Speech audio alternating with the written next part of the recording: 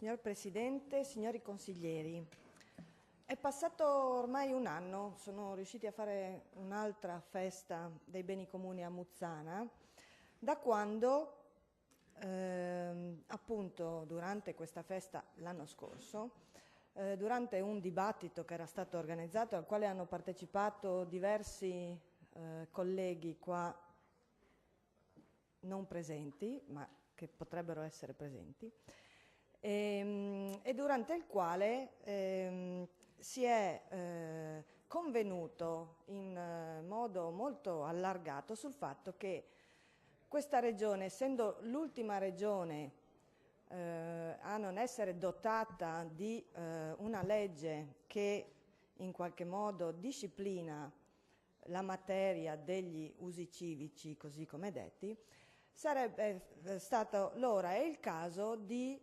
finalmente dare una sistemata a questa materia.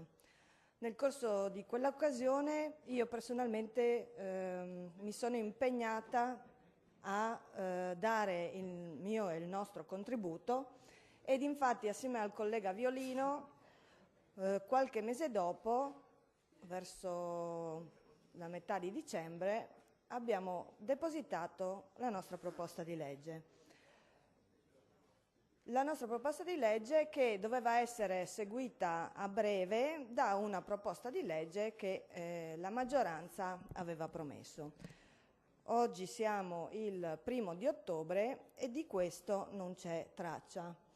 Noi naturalmente non siamo rimasti inerti in tutto questo tempo, più volte abbiamo sollecitato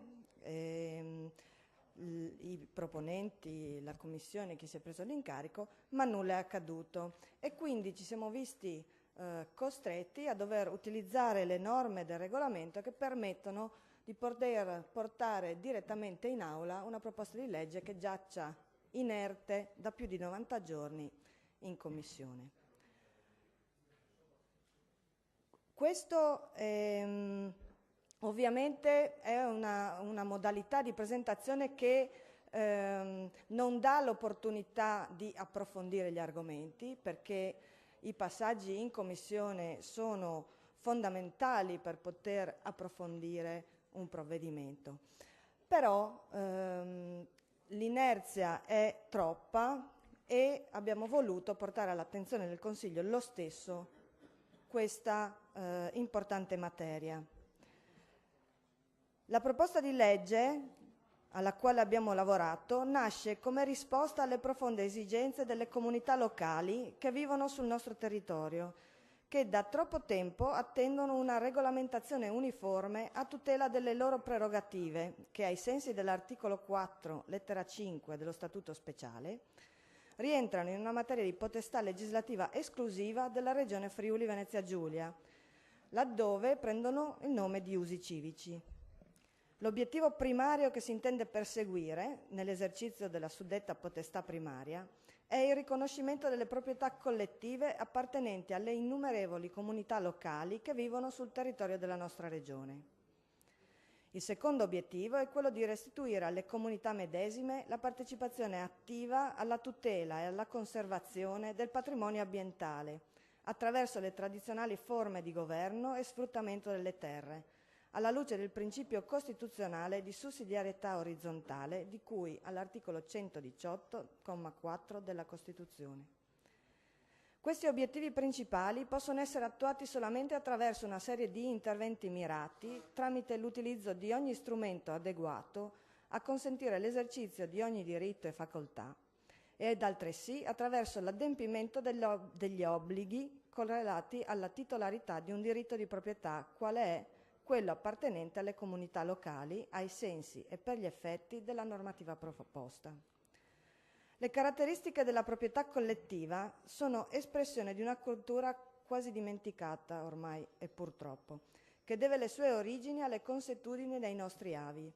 Sono inoltre espressione dell'adeguamento e dell'assimilazione avvenuta nel corso dei secoli tra le popolazioni e il loro territorio. Basti solo pensare a quanto sono varie, disuguali e polimorfe le peculiarità dei territori del Friuli Venezia Giulia, per immaginare quanto possono altrettanto esserlo le forme per la loro più proficua e intelligente gestione. Chi meglio di chi vi risiede può sapere quali sono le necessità della terra e del suo ecosistema? Ogni aspetto della proprietà collettiva, che sia di pianura, di mare o di montagna, è ispirato a principi nobili, quali il comune godimento delle terre e delle risorse naturali, la salvaguardia dei beni ambientali e degli esseri viventi, gli animali come le specie vegetali e la collaborazione leale e solidale di tutti i membri della comunità e la trasmissione del patrimonio civico alle generazioni future. Le gestioni collettive presenti in Italia e nel mondo dimostrano che laddove si è permessa l'amministrazione da parte delle comunità locali in autogestione, sono state raggiunte vette di eccellenza per quanto riguarda la tutela della biodiversità, la conservazione del territorio, senza escludere la crescita socio-economica della popolazione, come bene ha evidenziato anche il premio Nobel per l'economia del 2009, Elinor Ostrom. La Regione, alla luce di queste considerazioni, deve esercitare ogni funzione amministrativa, oltre che legislativa, in ordine alla tutela, alla salvaguardia e alla valorizzazione delle proprietà collettive appartenenti alle comunità presenti sul suo territorio, in un'ottica di confronto, leale collaborazione e coordinamento per il comune interesse alla crescita del nostro patrimonio regionale. Sebbene il nostro Statuto speciale di autonomia faccia riferimento agli usi civici, è utile ricordare l'improprietà del termine. L'onnicomprensivo termine di usi civici, infatti, indica una materia che racchiude in sé una pluralità di istituti, molto diversi fra di loro.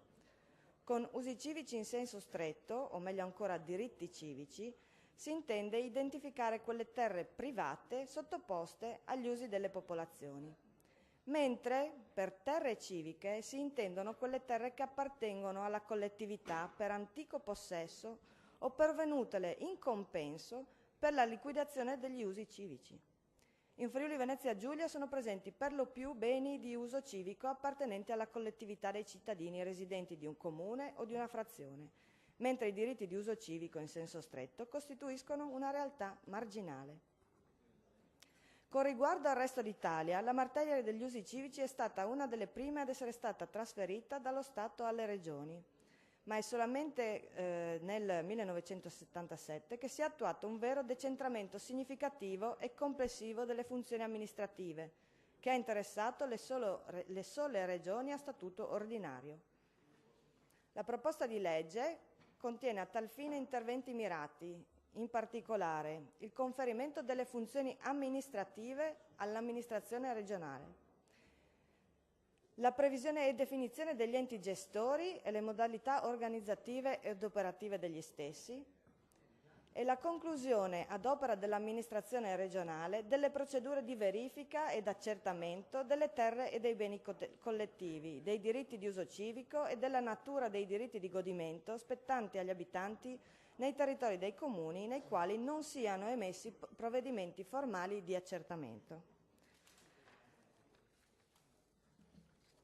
Se vogliamo, la proposta contiene 30 articoli.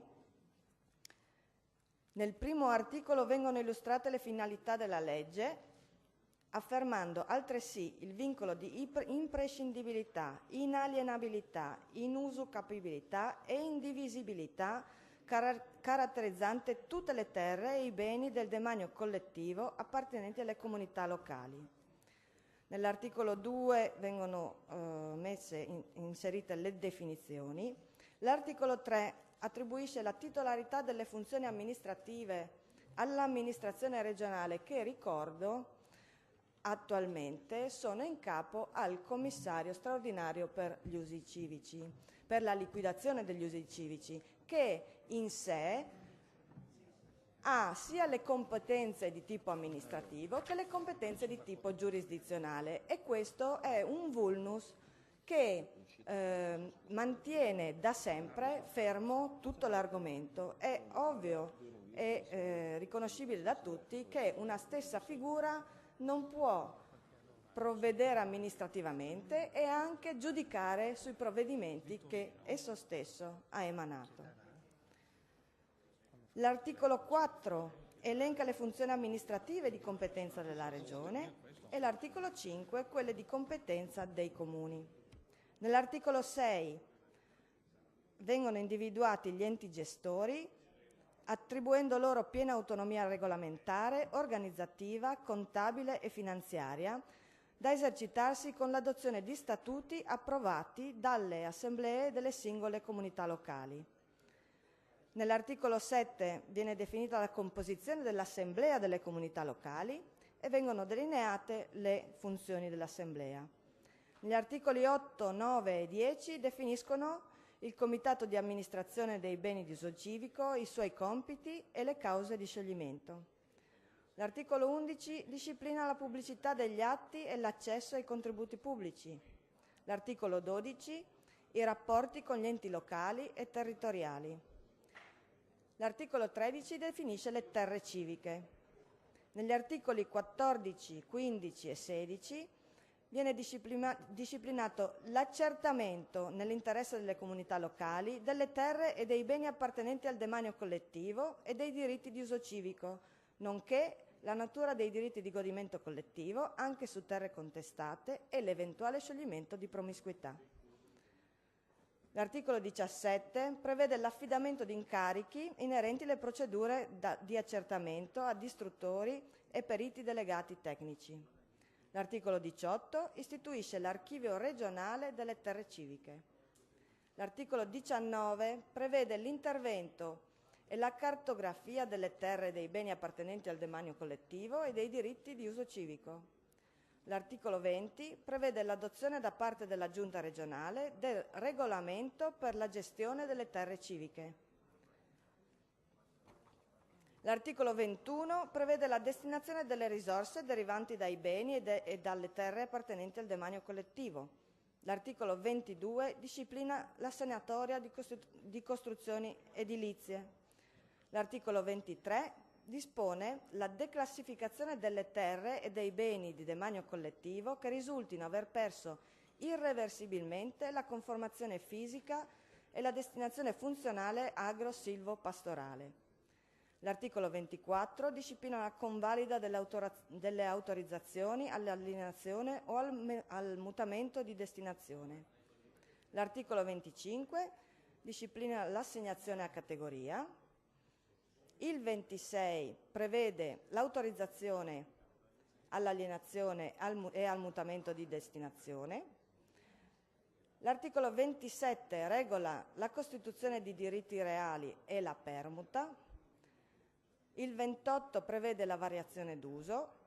L'articolo 29 contiene la norma di tutela e infine l'ultimo prescrive l'entrata in vigore.